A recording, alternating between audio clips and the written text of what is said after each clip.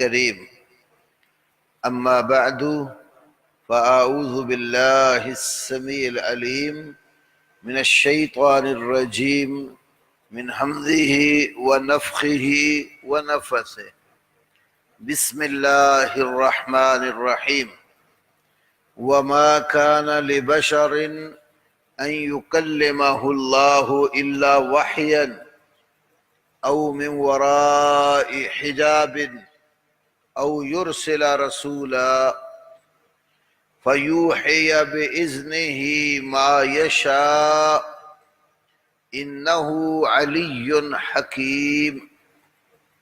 رب اشرح لي صدري ويسر لي أمري واحلل عقدة من لساني يفقه قولي. کل انتہائی اختصار کے ساتھ ہم نے وحی کے معانی جو ہیں وہ پڑھے. پھر آپ کو مکتبے میں بیٹھ کر کتب لغہ سے یہ معانی تلاش کرنے یا اس سے زائد کوئی چیز ملتی ہے آپ کو تو اس کے لیے موقع فراہم کیا تاکہ آپ کتابوں کے ساتھ بھی تعلق قائم کریں. جس طالب علم کا تعلق کتاب کے ساتھ قائم ہو جاتا ہے وہ اللہ پاک کی توفیق سے علم کے کئی مرتبے طے کر جاتا ہے. میں نے ایک دفعہ نواب صدیق الحسن خان رحمہ اللہ کے حالات زندگی میں پڑھا. مرید کے معہد میں الدرر البہیہ اور اس کی شرح الروضۃ الندیہ تو یہ میرے پاس پڑھانے کی تھی. تو نواب صاحب کے حالات زندگی پڑھتے ہوئے یہ بات سامنے آئی جو ہمارے لیے ایک نصیحت ہے، اس لیے عرض کرنے لگا ہوں. ان کے والد ماجد کا کافی بڑا کتب خانہ تھا. پرانے دور میں جتنے نواب ہوتے تھے، بڑے بڑے زمیندار لوگ ہوتے تھے، ان کو کتابوں کا بڑا ذوق ہوتا تھا. بڑی بڑی لائبریریاں نسل در نسل چلی آتی تھی. اس دور میں کتابوں کی حفاظت کا ایسا عمدہ طریقہ تو نہیں تھا جیسے الحمدللہ آج کے دور میں کتابوں کی حفاظت کے طریقے پیدا ہو گئے. کل میں نے آپ کو مرکز جماعت الماجد دبئی کا ایک قصہ اپنا ذکر کیا تھا. میں نے وہاں پر دیکھا کہ ایک کتاب کو 5 شکلوں میں محفوظ کیا ہوا تھا. کتاب ایک ہے، اس کی حفاظت 5 طریقے سے کی گئی ہے. یہ پہلے دور میں نہیں ہوتا تھا. مثلا ایک ہے وہ اصل قلمی نسخہ جو کسی کے ہاتھ کا لکھا ہوا ہے. دوسرا اس قلمی نسخے کی فوٹو کاپی کر کے تو ایک الگ دوسرا تیار کر لیا گیا. تیسرا یہ جو ویڈیو فلم ہوتی تھی نا پہلے بڑی بڑی، اس فلم کی صورت میں بھی اس کو سیو کیا ہوتا. چوتھے نمبر پر اس کی سی ڈی بھی بنائی ہوتی. اور 5ویں نمبر پر یہ جو مائکرو فلم آگئی جو مشین کے اوپر لگا کر تو اس کو پھر جس طرح آپ کو پیج گھماتے جاتے ہیں تو وہ پڑھتے ہیں، تو مائکرو فلم کی صورت میں بھی محفوظ تھا. اب آپ دیکھیں اس دور میں اور ترقی تھوڑی سی ہوگی کہ کچھ سال گزرے، اب آپ کتابیں پی ڈی ایف میں کہاں کہاں سیو کر لیتے. مختلف اکاؤنٹس آپ اپنے موبائلوں میں لیپ ٹاپ میں بنا لیتے ہیں تو وہ کتاب کئی شکلوں میں آپ کے پاس محفوظ ہو جاتی. تو پرانے دور میں کتب کی حفاظت کا یہ سلسلہ نہیں تھا. بلکہ ایک اور آپ کے فائدے کے لیے، جب وہ مجھے مخطوطات والے کمرے میں لے کر گئے تو وہاں ایسا نظام اللہ کے بندے نے قائم کیا اور لگوایا ہوا وہ مجھے بتانے لگے کہ اس کمرے میں آگ نہیں لگ سکتی، اگر بفرض محال کبھی کوئی سرکٹ شارٹ ہو جائے تو آگ فوراً بجھ جائے گی، دھواں بن جائے گا۔ اور کتابوں کو جس موسم کے اعتبار سے گرمی ٹھنڈک چاہیے ہوتی ہے، وہ آکسیجن اس طرح کی ان کو اتنے مقدار کی کمرے میں ملتی رہتی ہے۔ بیشک کمرہ بند پڑا ہے، وہ سسٹم ایسا انہوں نے کریٹ کیا ہوا ہے کہ الحمدللہ کتاب کو حفاظت ہے۔ تو پرانے دور میں یہ ہوتا تھا کہ مکتبوں میں کمروں میں کتابیں رکھی ہیں، ریک لکڑی کے بنے ہوئے ہیں، تو خادم رکھا ہوا ہے یا خود صاحب مکتبہ اپنی کتابوں کو ہر سیزن موسم میں کمرے سے باہر نکال کے دھوپ لگواتے، خشک کر کے پھر کمرے میں رکھتے۔ تو نواب صاحب فرماتے ہیں کہ میرے والد ماجد نے مجھے کہا کہ بیٹا،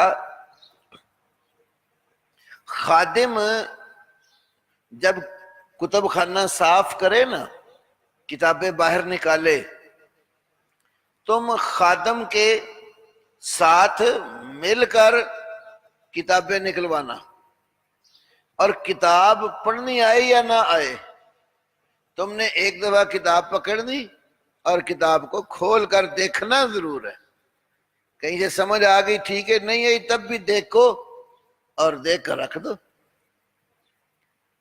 تو کہتے ہیں والد کی نصیحت کے مطابق خادم جب مکتبہ صاف کرتا تو اس کے ساتھ لگ جاتا، تو کتابیں میں کھول کے دیکھتا رہتا۔ کتنی کتابیں تھی پڑھنی نہیں آتی تھی، لیکن اس کا نتیجہ کیا نکلا؟ کتاب سے دوستی ہو گئی۔ وہ ان کی دوستی پھر اس چیز میں کنورٹ ہوئی کہ انہوں نے پھر بڑی بڑی کتابیں لکھی۔ ہر فن میں نواب صاحب کی کتابیں موجود ہیں، تفاسیر میں بھی، حدیث میں بھی، فقہ میں بھی، اصول فقہ میں بھی، عقائد میں بھی۔ ابھی تو ان کا مجموعہ جو عقائد پر رسائل کا ہے وہ 3 جلدوں میں دوبارہ چھپا ہے۔ تو یہ کتاب سے دوستی جس طالب علم کو ہو جائے تو اللہ تعالیٰ اس کو علم کی مراتب کی طرف لے جاتا ہے۔ لیکن ایک بات اس میں بطور نصیحت یہ بھی مد نظر رکھنی چاہیے، کتاب اپنی ہو، دوسرے کی طرف فائدہ اٹھا کے تو پھر ادھر ہی رکھو، یہ نہیں ہے کہ وہ کتاب بھی ساتھ ہی چلی جائے۔ یہ بھی عادت بہت جگہوں پر موجود ہے، اس کی میرے پاس کئی مثالیں ہیں۔ تو کچھ مکتوب بھی ہیں، کچھ مسموع ہیں۔ تو جو اس عادت میں پڑ جاتا ہے پھر وہ علم سے رہ جاتا ہے، برکت اٹھ جاتی ہے۔ آپ پڑھنے کے لیے لے، قابل اعتماد بندہ ہے، آپ بھی دے دیں اس کو کتاب ہے پڑھنے کی، جس سے یہ نہ کہ واپس مل جائے گی، ورنہ کتابیں دی واپس کم ملتی ہیں۔ ہمارے حافظ ثناء اللہ خان مدنی حفظہ اللہ عمر میں اس وقت ماشاءاللہ موجود علماء میں سے بڑے ہیں، بہت بڑے عالم ہیں، محدث اور فقیہ ہیں۔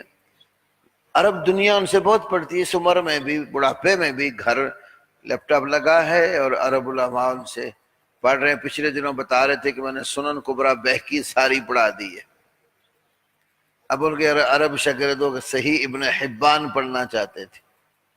اب جو معروف مارکیٹ میں نسخہ ہے وہ ابن بلبان کی ترتیب کے ساتھ ہے، صحیح ابن حبان 18 جلدوں میں، جو شعیب ارناؤت کی تحقیق وغیرہ سے چھپا ہے۔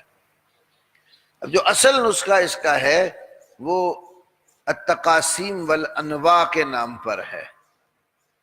اب حافظ صاحب کہتے ہیں کہ میرے جو اصل ہے وہ اصل ہی ہوتا ہے، ترتیب والے کئی دفعہ کئی مسائل بگاڑ دیتے ہیں۔ تو ان کو حاجت لائق ہوئی کہ انہوں نے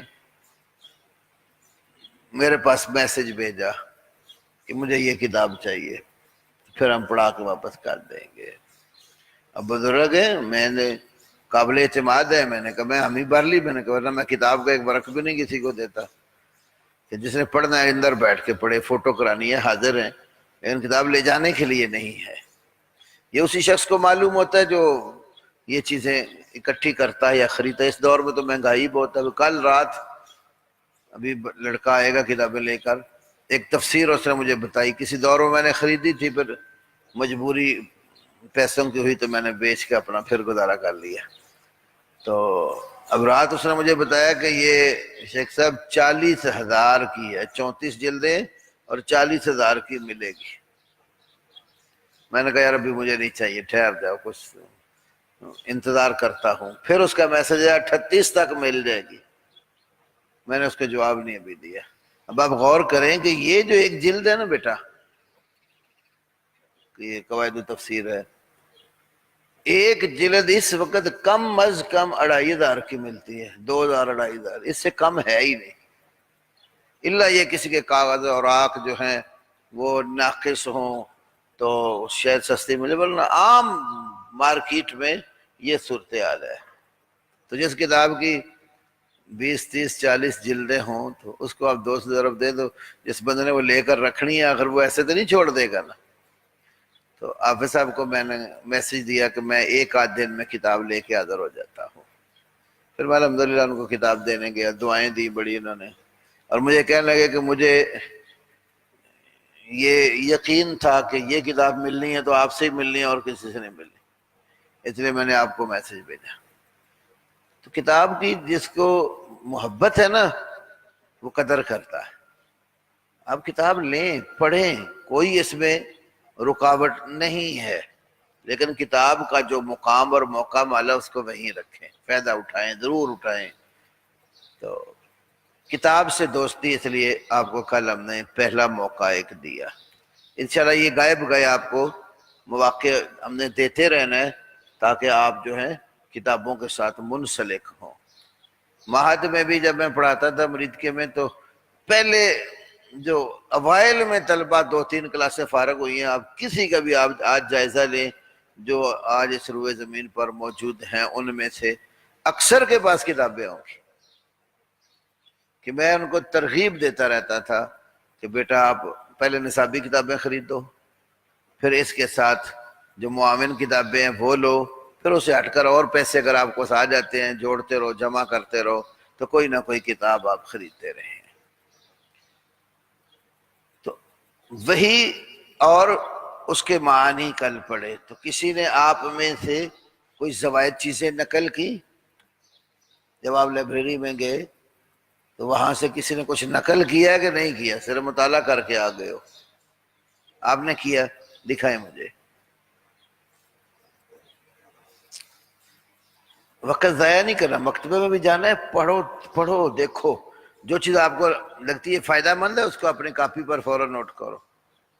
ماشاءاللہ، الوسیع ٹھیک ہو گیا، یہ اس کتاب ہے نا، آواز، ماشاءاللہ، ہاں وہ ٹھیک ہے۔ آپ کو نے یہ کرنا تھا، یہ اصل چیک کیے، یہ قاموس الوحید تاج العروض اصل مراجعت کر کے لکھا ہے یا ادھر سے نقل کر دیا؟ انہیں آپ نے تاج العروض جو اصل کتاب ہے وہ کھول کے وہی کا دے وہاں سے نقل کیا؟ ہاں یہ ٹھیک ہے، وہ جلد صفحہ بھی لکھ دیتے ہیں، ٹھیک ہے۔ الوحی اشارتاً، ٹھیک ہو گیا، یہ دیکھو بھی، یہ جو ہے نا کما فی کتاب المخصص، یہ دونوں دیکھیے، یہ ہمارے پاس موجود ہیں، ٹھیک ہے، جمہرۃ اللغہ۔ اچھا ایک اور کام کیا کرو، اب یہ آپ نے یہ میں مخصص نکالی نا تو اس کا جلد، صفحہ اور طبع، ٹھیک ہے، جلد اس کی اتنے نمبر جلد ہے، اتنے نمبر صفحہ ہے، فلاں جگہ کی مطبوعہ ہے، اور اگر اور آگے بڑھیں تو سن طباعت، بس ایک مکتبہ ایک کتاب کے کئی طباعت ہوتی ہیں، تو فلاں یہ اس کا سن طباعت یہ ہے، تو وہ پھر آپ کے پاس ایک اچھا خاصا مسودہ اکٹھا ہو جائے گا۔ شاباش۔ اور کسی نے لکھا؟ لاؤ، لے آؤ لے آؤ، شاباش۔ بس یہ 2-3 کاپیاں چیک کر کے بات آگے چلاتے ہیں۔ شاباش، مقاییس اللغہ، ٹھیک ہے۔ یہ دیکھیں نا، یہ بچے ماشاءاللہ پہلے سے ہی پچھلے سال سے تخصص میں ہیں، کام کر رہے ہیں۔ اب اس نے مقاییس اللغہ سے لیا تو ان کو بتایا، انہوں نے 7 صفحہ بھی لکھا ہے اور ساتھ مؤلف کا نام بھی لکھا ہے۔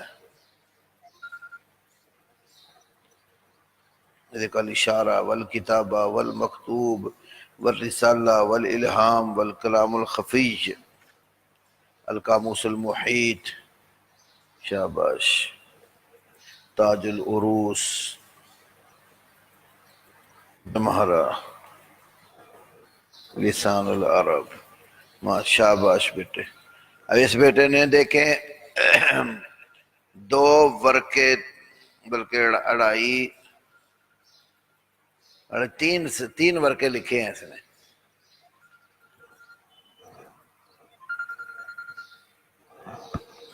دکھائیں یہاں سے شروع کیا. ٹھیک ہے. شاباش بیٹے شاباش. لسان العرب سے دیکھا، تاج سہا جمہرۃ اللغات سے دیکھا. ٹھیک ہو گیا. مخصص. ٹھیک. بس بیٹھ جاؤ باقی بھائی اب ہیں، بیٹھ جاؤ پھر. اچھا یہ اب آپ نے موجم الجیم. ٹھیک ہے. سیاہ جوہری کی وہ سارا لکھتے ہیں. ہاں ٹھیک ہے. شاباش. صفحہ لکھ. آئندہ سے طباع کا بھی اضافہ کر لو. کون سی کتاب کس جگہ سے مطبوع ہے، کس ادارے نے طبع کی ہے، سن طباعت اس کا کیا ہے، یہ فائدہ دو. شاباش. ٹھیک ہو گیا. شاباش. ٹھیک ہے. آپ نے بھی ماشاء اللہ صاحب العین مخصص ابن سیدہ کی ہے. یہ بڑے مشہور نامی، بہت پرانے ہیں. ٹھیک ہے. تاج العروس. شاباش شاباش. اچھا ایک اور طریقہ ہے. پین کھولیں. یہ دیکھا نا، یہ صفحہ جلد یہ 279 ہے نا، جلد 20.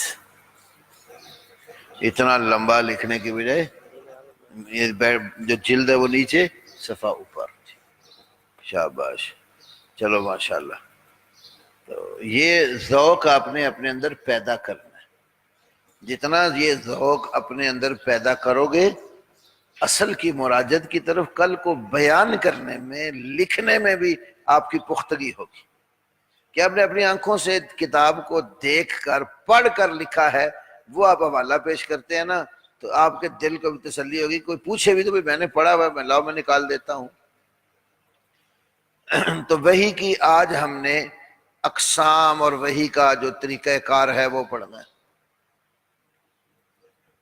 تو قرآن پاک کی جو آیت کریمہ میں نے آپ کے سامنے تلاوت کی ہے، اس کے اوپر آپ غور فرمائیں. وَمَا كَانَ لِبَشَرٍ، اور نہیں ہے ممکن، وَمَا كَانَ اور ممکن نہیں ہے، لِبَشَرٍ کسی بھی انسان کے لیے. یہ کسی بھی بشر لفظ پر جو تنوین ہے اس وجہ سے مانا ہے. کسی بھی بشر کے لیے ممکن نہیں ہے. کانا یکونو کینونا ہونا، اس کا امکان کسی چیز جو چیز ہوتی ہے وجود میں آ سکتی ہے، اس کا امکان ہوتا ہے.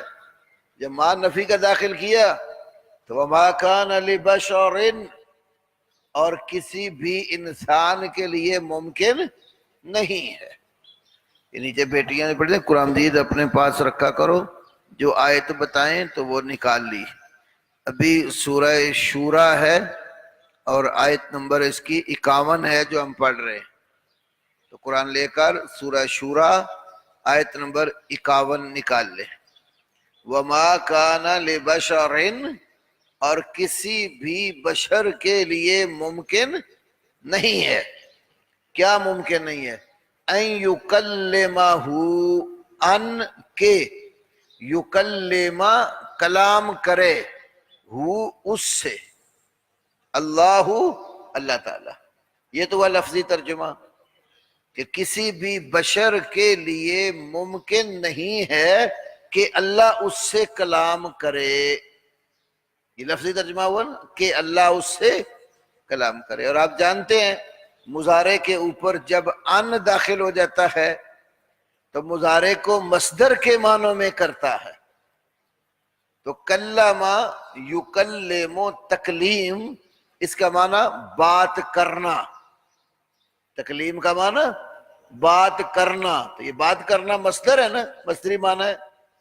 تو جب مضارع پر ان داخل کیا تو مصدری ترجمہ کیا بنے گا؟ کسی بشر کے لیے ممکن نہیں ہے اللہ کا اس سے کلام کرنا، ان یکلمہ اللہ، اللہ کا اس سے کلام کرنا یہ ممکن نہیں ہے۔ تو کلام کرنا کیوں منع کیا؟ یکلموں پر ان داخل ہے، تو ان جب مضارع پر آتا ہے ایک تو اس کو نصب دیتا ہے، دوسرا مضارع کا جو معنی ہوتا ہے حال اور استقبال کا وہ تبدیل کر دیتا ہے۔ وہ تغیر معنوی یہ ہوتا ہے کہ اس کا پھر معنی بدل جاتا ہے، تب وہ مصدری معنی کلام کرنا، بولنا، اللہ تعالیٰ کا کسی بشر کے ساتھ کلام کرنا ممکن ہی نہیں ہے۔ ہاں کچھ صورتیں اس نے رکھی ہیں کلام کرنے کی، الا مگر وحیاً وحی کے ذریعے، الا وحیاً مگر وحی کے ذریعے، او یا من وراء حجاب پردے کے پیچھے سے، من سے، ورائی پیچھے، حجاب پردہ، یا پردے کے پیچھے سے، او یا یرسلا وہ بھیج دے، رسولاً کوئی رسول، پیغام پہنچانے والا، رسولاً فعولن کے وزن پر ہے۔ یہ بھی آپ نے پڑھا ہوگا اسامہ کہ فعولن کے وزن پر جو الفاظ آتے ہیں بعض الفاظ فاعل کا معنی دیتے ہیں، بعض افعال مفعول کا معنی دیتے ہیں، جیسے فعول غفورا بہت بخشنے والا فاعلی معنی ہے، ایسے ہی فعولن کے وزن پر یہ لفظ رسولن بھیجا ہوا، جس کو کوئی ہستی پیغام پہنچانے کے لیے بھیجتی ہے اس کو رسول کہا لغت میں۔ تو یہ فاعلیت اور مفعولیت دونوں معنی اس لفظ کے وزن پر آتے ہیں۔ تو بہرحال اللہ وحیاً مگر وحی کی صورت میں، او من وراء حجاب یا پردے کے پیچھے سے، او یرسلا رسولاً یا کوئی رسول بھیج کر، فیوحیا پھر وہ وحی کرتا ہے، فیوحیا پھر وہ وحی کرتا ہے، بِإِذْنِهِ اپنے حکم کے ساتھ، ما یشاء جو وہ چاہے، جو چاہے یا جس قدر چاہے اپنے حکم کے ساتھ پھر وحی کرتا ہے۔ قرآن جی اگر حافظ ہیں ٹھیک ہے، نے قرآن رکھا کرو سامنے، تو بہت ساری چیزیں بیچ میں آتے بھی میں بتاؤں گا آپ کو۔ انہو علی حکیم، انہو بے شک وہ، علی بلند تر ہے، علی بلند تر ہے یا بے حد بلند ہے۔ فعیل ان کا وزن صفت مشبہ کا معنی بھی دیتا ہے، مبالغے کا معنی بھی دیتا ہے۔ بے شک وہ بے حد بلند ہے، حکیم کمال حکمت والا ہے۔ اب یہ جو آیت کریمہ ہے ایک تو اس میں وحی کی اقسام ہے، وہ میں ابھی ذکر کرتا ہوں، ساتھ ساتھ باقی علماء تو آپ کو مناظرے کے اسباق پڑھائیں گے ہی، تو کچھ چیزیں آ جاتی ہیں جو آپ کو بتانا اس معنی میں ضروری ہے کہ آپ نے ماحول میں جا کر کام کرنا ہے، تو وہاں پر پھر کچھ مسائل ایسے پیش آتے ہیں جس کے ادلہ آپ کے سامنے ہونے چاہیے، اور کوئی غلط تعویل کرتا ہے تب اس کی تردید کر سکے۔ اب یہاں پر دیکھو فرمایا کسی بشر کے لیے جائز نہیں اللہ اس سے بات کرے۔ ہاں بشر سے بات کرنے کے اس کے کتنے طریقے ہیں؟ 3 طریقے ہیں۔ وہی ابھی اس پر بات کریں گے ہم، ورائے حجاب اور رسول، یہ 3 طریقے اللہ کے کسی بشر سے بات کرنے کے لیے ہے۔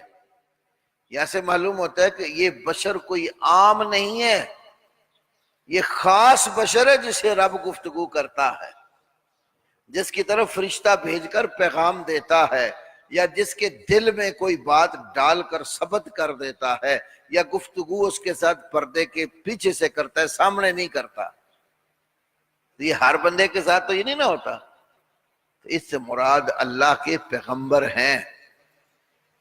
پیغمبر جو ہے، ایک معلوم ہوئی بات کہ پیغمبر بشر ہی ہوتا ہے، وہ کسی اور جنس سے نہیں ہے۔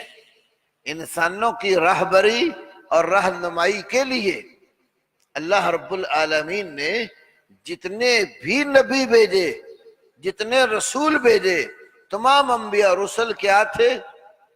بشر تھے۔ اب ہمارے ماحول میں کل بھی ایسے میں نے ذکر کیا، ایک طبقہ ہے نا جو انبیاء رسل کے بارے میں جب بیان کرتا ہے تو ان کا نظریہ یہ ہوتا ہے کہ انبیاء ظاہری صورت میں انسانوں کی طرح ہوتے ہیں، اور حقیقت ان کی نورانیت ہوتی ہے۔ یا وہ انما انا بشر مثلکم کا معنی میں ظاہری صورت میں تم جیسا ہوں، یا وہ معنی کرتے ہیں لبادہ بشریت میں آتے ہیں، بشر ہیں نہیں لیکن بشر کا لباس اوڑھ کر آ جاتے ہیں، بشر کی شکل بن کر آ جاتے ہیں۔ ایک بات تو یہ ہے کہ جب بھی کوئی لبادہ کسی چیز کا اوڑھ کر آیا، حقیقت کچھ تھی اور ظاہر کچھ بن کر آیا، تو قرآن اس کے لیے اور انداز اختیار کرتا ہے۔ سیدہ مریم علیہ السلام کے پاس بچے کی خوشخبری دینے کے لیے جب اللہ کا بھیجا ہوا فرشتہ جبریل امین تشریف لائے تو انسانی لبادے میں آئے، یعنی انسانی شکل اور صورت میں آئے، انسان کا روپ دھار کر آئے۔ تو قرآن نے کیا کہا؟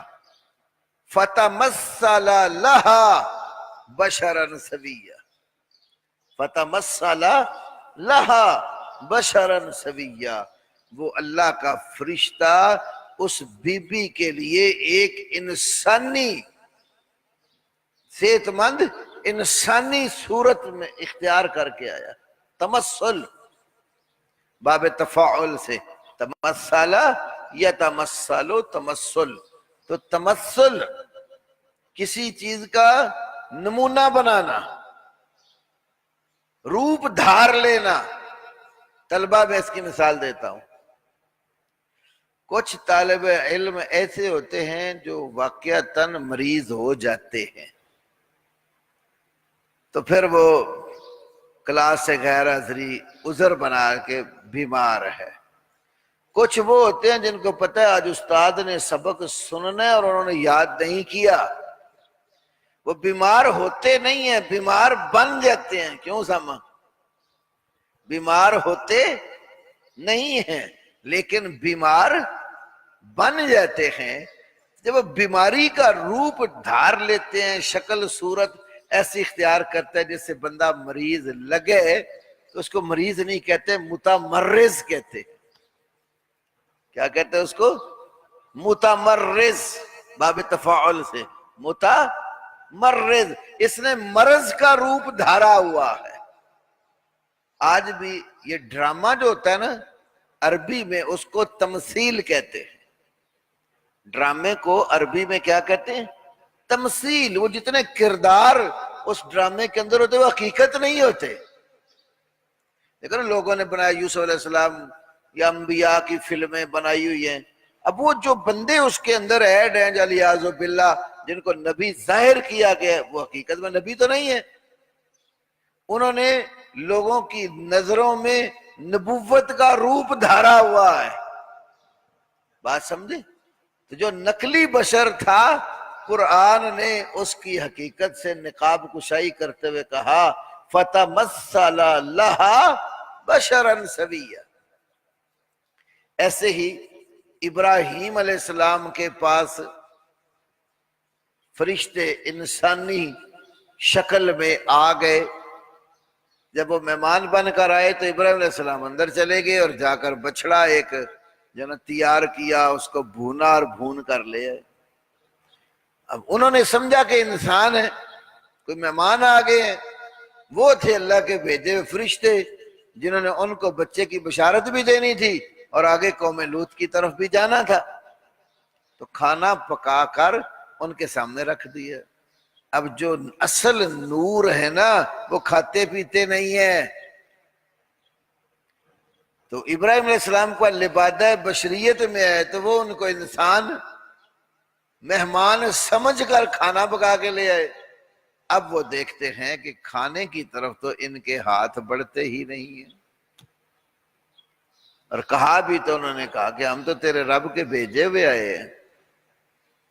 جسے معلوم ہوتا ہے کہ اگر نوری مخلوق لبادہ بشریت میں آ بھی جائے تو وہ بشر والے جو اوصاف اللہ پاک نے رکھے ہیں، کھانا پینا اور شادی بیاہ وغیرہ، وہ معاملات ان کے پھر بھی نہیں ہوتے. اللہ نے انبیاء رسل کے لیے تمثل کی صورت نہیں ذکر کی.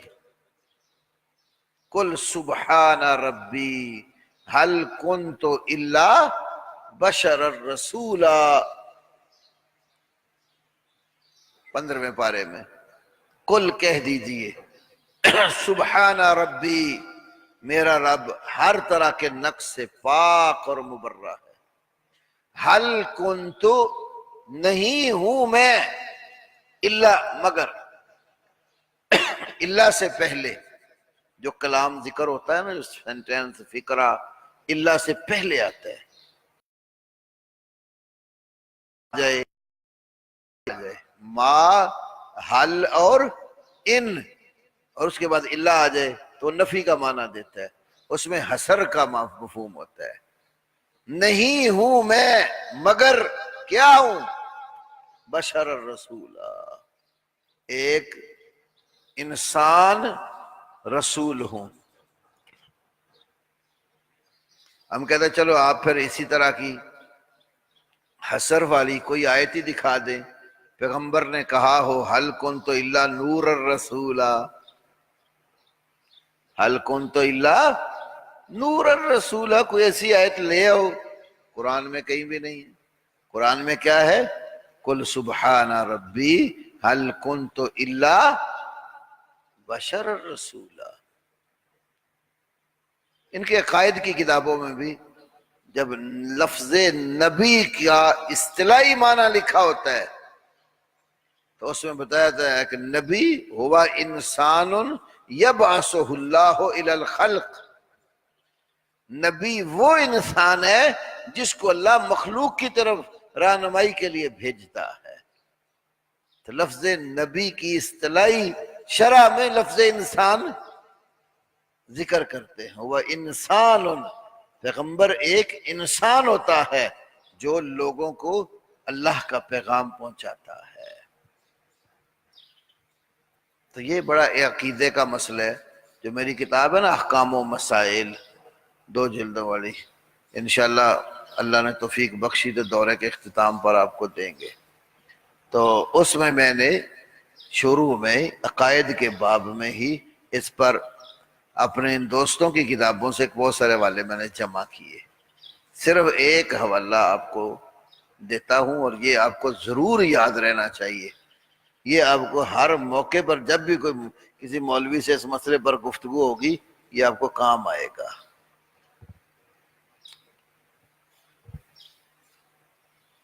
سن غالباً 81-82 میں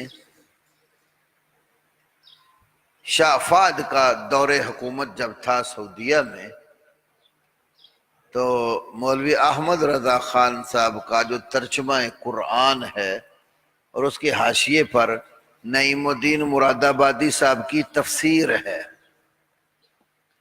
اس کے اوپر سعودی عرب میں پابندی عائد کر دی گئی کہ یہ ترجمہ اور تفسیر سعودیہ کی سرزمین پر داخل نہیں ہوگا. جب پابندی لگ گئی تو ان کے علماء، مشائخ، پیر، اصحاب جبہ و دستار، یہ سرگودا کے علاقہ میں سیال شریف میں خواجہ حمید الدین سیالوی، قمر الدین سیالوی جو ان کا بہت بڑا، یعنی ان کے علماء بھی شمار ہوتے ہیں اور بڑے پیر اور خواجگان ہیں، تو اپنے پیروں کے پاس اکٹھے ہو گئے. تو انہوں نے پھر شافاد کے نام ایک خط لکھا جس میں شافاد کو کہا گیا کہ ہمارے علماء کے عقائد آپ کو غلط بتا کر اس ترجمہ تفسیر پر پابندی لگوائی ہے،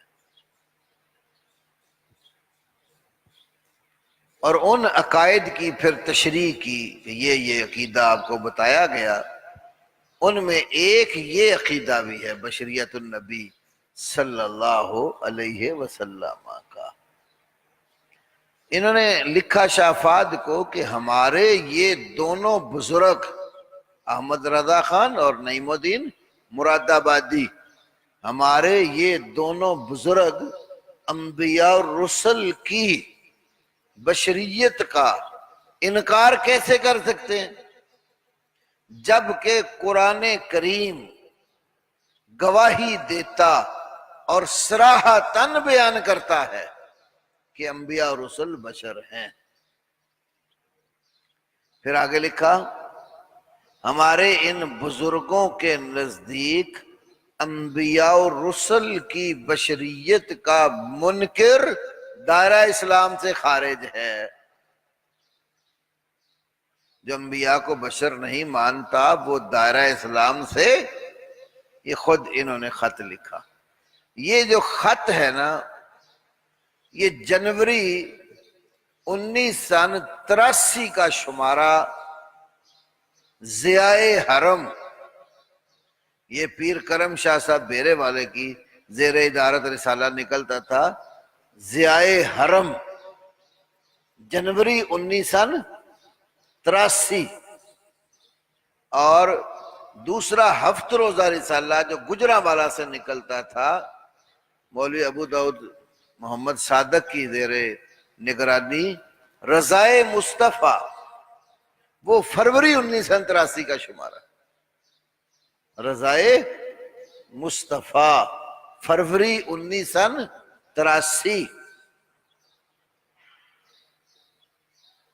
اور پھر احمد رضا خان کے حالات زندگی پر ایک بڑی ضخیم کتاب ضیاء القرآن پبلیکیشن والوں نے شائع کی، انوار رضا، اس کے اندر بھی یہ خط موجود ہے.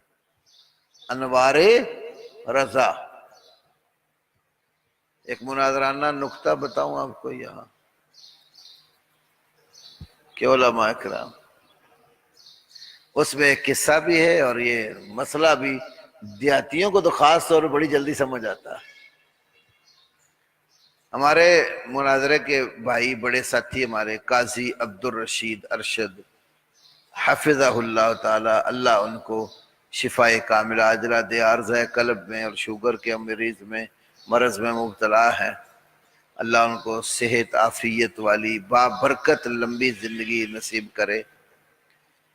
تو انہوں نے مجھے بتایا کہ ضلع گجرانوالہ میں ایک گاؤں ہے ساکھی گاؤں میں کوئی بھی اہل حدیث نہیں تھا. پھر وہاں سے لوگ شہر میں گجرانوالہ میں محنت مزدوری کرنے آتے تھے، تو بس ان میں سے کوئی 2-3 بندے وہ گاؤں میں آ کر اہل حدیثوں کی مسجد میں نماز پڑھی، درس سنے، اہل حدیث ہو گئے. جب وہ گاؤں میں گئے، انہوں نے آمین رفع دین کے ساتھ نماز شروع کر دی. تو جو گاؤں کے چودھری تھے نا، وہ اکٹھے ہو گئے اور انہوں نے کہا یار ہمارے گاؤں میں تو ایسا مسئلہ نہیں تھا، آپ لوگ کدھر سے یہ لے آئے ہیں؟ خیر گفتگو ہوتے ہوتے وہ گاؤں والے کہنے لگے پھر آپ اپنے علماء کو بلائیں جن سے آپ نے یہ سیکھا ہے، تو ہم بھی بلاتے ہیں تو مناظرہ کر لیں. انہوں نے کہا بھی ہم 2-3 بندے ہیں، اگر علماء کو بلا لے تو ان کا تحفظ کی ذمہ داری کون دے گا؟ آپ تو سارا گاؤں ایک طرف، وہ جو گاؤں کے چودھری تھے انہوں نے ذمہ داری لے لی کہ ہم ذمہ لیتے ہیں کہ آپ جو علماء آئیں گے ان کا تحفظ فراہم کریں۔ پھر قاضی عبدالرشید صاحب، مولانا یحییٰ گوندلوی رحمۃ اللہ علیہ، مولانا رفیق سلفی رحمۃ اللہ علیہ، یہ بزرگ ایک ٹیم اس وقت ان کی یہ ہوتی تھی، تو یہ مناظرے کے لیے وہاں چلے گئے۔ اور دوسری طرف اشرف آصف جلالی کا استاد عرفان شاہ مشہدی اور اس کے ساتھ ان کے مولوی، اور پھر انہوں نے ایک جلالی فورس بنائی ہوئی ہے، نوجوانوں کی ڈنڈا بردار فورس، جہاں کوئی مناظرہ لڑائی جھگڑا ہو تو وہ ساتھ لے جاؤ۔ 2-3 بسیں بھر کے وہ گاؤں میں آ گئے۔ یہ بیچارے تھوڑے سے افراد، تو جو گاؤں کے چودھری تھے نا انہوں نے کہا شاہ صاحب بات یہ ہے، ہم نے بات سمجھنی ہے، لڑائی کے لیے نہیں آئے، اب اتنی بسیں بھر کے آ گئے ہیں تو گاؤں سارا ہم آپ کے ساتھ نہیں، لیکن ہم نے ان کو تحفظ کی ضمانت دی ہے اور بیٹھ کر بات دونوں طرف سے سننی ہے ہم نے۔ تو بندے گن کر مساوی ہم مسجد کی گیلری میں بٹھائیں گے، باقی سارے نیچے رہیں گے۔ انہوں نے بندے جتنے اہل حدیث تھے اتنے ان سے بلا کر دونوں طرف بٹھائے، خود درمیان میں بیٹھ گئے، فیصلہ کرنے سننا تھا۔ خیر اسی یہ موضوع تھا بشریت النبی۔ جب بات شروع ہوئی تو عرفان شاہ کہنے لگا جو نبی کو بشر نہیں مانتا اس پر حکم لگائے مسلمان ہے کہ کافر ہے۔ ان کو یہ حکم لگانے کا بڑا مسئلہ ہوتا ہے، یہ تھا کہ یہ کہیں گے کافر ہے تو لڑائی سیدھی سیدھی شروع۔ ہمارے بزرگوں نے بجائے اس کے کہ اپنا کوئی حکم ذکر کرتے، یہ جو حوالہ میں نے آپ کو دیا نا ابھی، انوار رضا، رضا مصطفیٰ، اور یہ انہوں نے ان کے سامنے یہ حوالہ رکھ دیا کہ آپ کے اکابر کہتے ہیں کہ جو نبی پاک کی بشریت کا منکر ہے دائرہ اسلام سے خارج ہے، وہ کہے کہ یہ تو ہمارے بزرگوں نے لکھا ہے نا، آپ کیا کہتے ہیں؟ یہ کہیں بھی ہمیں کہنے کی ضرورت ہی نہیں، جب آپ کے بزرگوں نے لکھ دیا ہے اور کہہ دیا تو اس سے بڑا حکم اور کیا ہو سکتا۔ مولانا رفیق صاحب راہ والی والے جو تھے سلفی رحمہ اللہ، وہی بڑے مدبر اور زیرک قسم کے مناظر تھے، صدر مناظر تھے۔ وہ کہنے لگے پنڈ آڑیو بہ جو، اے مسئلہ تے منٹاں حل ہو جانا ہے، میں تواڈے سامنے ایک گل رکھنا۔ کہنے لگے کیا؟ مولانا رفیق صاحب پنجابی میں ہی مخاطب ہو کر عرفان شاہ مشہدی کو کہتے ہیں شاہ جی تسی دسو تسی آل رسول ہو کہ نہیں؟ آل رسول، رسول پاک کے خاندان سے، اللہ کے رسول کی نسل میں سے تم ہو کہ نہیں؟ کیوں مولانا؟ جو سید کہلاتا ہے، شاہ کہلاتا ہے، تو اس کا کیا مطلب ہے؟ وہ نبی پاک کی آل اولاد میں سے ہے۔ تو مولانا رفیق صاحب کہنے لگے شاہ جی یہ دسو کہ تسی آل رسول ہے جے کہ نہیں جے؟ اگر تے تسی آل رسول اور نبی پاک دی اولاد وچوں تو پھر کادا رولا ہے؟ تانوں ویکھ کے مسئلہ حل کر لینے ہاں، جے تسی نور ہوتے نبی پاک بھی نور ہون گے، جے تسی نور نہیں پھر تو دسنا پے گا تھوڑی جنس کتھوں تبدیل ہوئی ہے۔ بات سمجھے؟ اگر آپ رسول اللہ کی اولاد ہیں، آل رسول ہیں، تو اولاد بھی تو اسی نسل سے ہی ہوتی ہے نا جو ان کی چل رہی ہوتی ہے۔ تو اگر آپ لوگ نور ہیں تو ہم رسول پاک کو بھی نور مان لیتے ہیں، اور اگر آپ نور نہیں ہیں، انسان ہیں، بشر ہیں، پھر آپ کو بتانا پڑے گا کہ کب تک کہاں تک رسول اللہ کی نسل میں نورانیت تھی اور بشریت کہاں سے بنی، نسل چینج کہاں سے ہوئی۔ وہ تو یہ بات سن کے بھڑک اٹھا تھا، غصے میں لڑائی جھگڑے پہ جو چودھری تھے نا انہوں نے کہا بس شاہ جی گل سن سمجھ آ گئی، لڑائی والا کوئی چکر نہیں، تھے بیٹھے رہو آرام نال۔ احادیث علماء کا آپ لوگ کتابیں اپنی لے کر تو اکرام سے ان کو کسی اور جگہ بٹھایا۔ اب وہ جو اچھلنے والے تھے پھر انہوں نے کمرہ بند کر کے پھر خوب دلائی کی ان کی۔ الحمدللہ آج اس گاؤں میں اہل حدیث مسجد بھی ہے اور کافی اہل حدیث لوگ موجود تھے. تو یہ ایک یعنی ایک موٹی سی منطقی سی بات ہے، سادہ سی. بھئی انہوں نے کہا جو تم آل رسول جتنا یا شاہ پھرتے ہو تو تمہیں دیکھ کر فیصلہ کر لیتے ہیں نبی کی نسل اور لڑی ہے تو نور ہے کہ بشر ہے. تو اللہ تعالیٰ نے فرمایا وَمَا كَانَ لِبَشَرٍ، کسی بھی بشر کے لیے ممکن نہیں ہے کہ اللہ اس سے کلام کرے. اگلا مسئلہ معلوم ہوا کہ اللہ کلام کرتا ہے. یکلمہ اللہ، اللہ کلام کرتا ہے. کلام کرنا، بولنا، یہ اللہ کا وصف ہے.